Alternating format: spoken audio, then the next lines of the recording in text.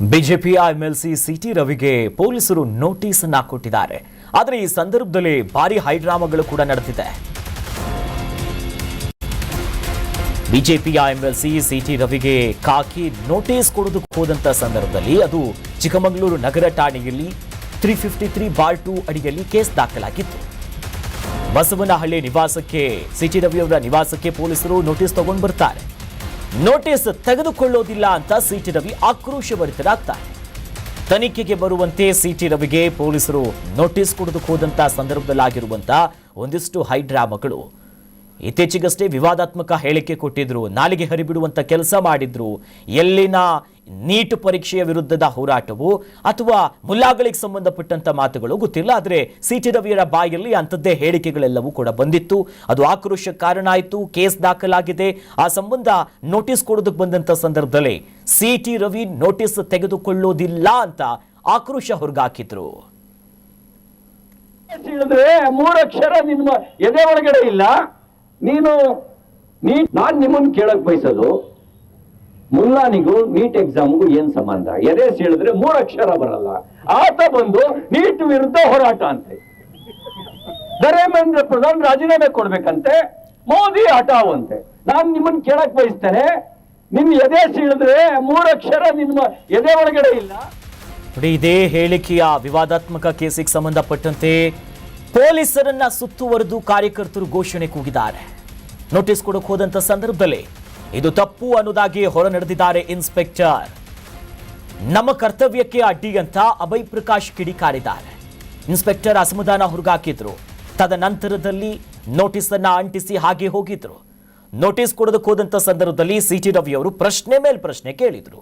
ಯಾಕೆ ತಂದ್ರಿ, ಯಾವ ರೀತಿಯ ಕೇಸ್ ಹಾಕಿದ್ರಿ, ಇದನ್ನ ತರೋದಕ್ಕಾಗುತ್ತಾ ಅಂತ.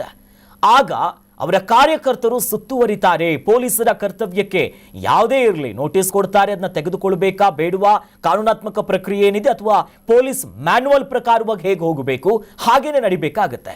ಆದರೆ ಈ ಸಂದರ್ಭದಲ್ಲಿ ಸಿಟಿ ರವಿ ಅವರ ಬೆಂಬಲಿಗರು, ಆಪ್ತ ಒಲಗನು ಅಥವಾ ಕಾರ್ಯಕರ್ತರೇ ಇಟ್ಕೊಳ್ಳಿ, ಇವರೆಲ್ಲ ಸುತ್ತುವರಿತಾರೆ, ಘೋಷಣೆ ಕೂಗ್ತಾರೆ. ಒಂದು ರೀತಿಯಾಗಿ ಕರ್ತವ್ಯಕ್ಕೆ ಅಡ್ಡಿಪಡಿಸಿದ್ರು ಅನ್ನೋ ನಿಟ್ಟಿನಲ್ಲಿ ಅವರು ವಾಪಸ್ ಆಚೆ ಹೋಗ್ಬಿಡ್ತಾರೆ.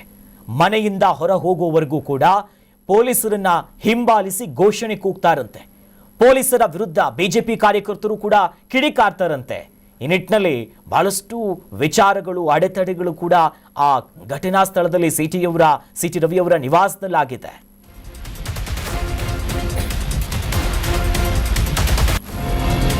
ಹೋರಾಟದ ಹೆಸರಿನಲ್ಲಿ ಬೆಂಕಿ ಹಚ್ಚೋದಕ್ಕೆ ಹೋಗಿದ್ರು. ಜೆಪಿನ ಪೆಟ್ರೋಲ್ ಟ್ಯಾಂಕಿಗೆ ಬೆಂಕಿ ಹಚ್ಚೋದಕ್ಕೆ ಯತ್ನಿಸಿದ್ರು. ಈ ಮುಲ್ಲನ ಬಗ್ಗೆ ನಾನು ಮಾತನಾಡಿದ್ದೇನೆ, ಎಲ್ಲರ ಬಗ್ಗೆ ಅಲ್ಲ.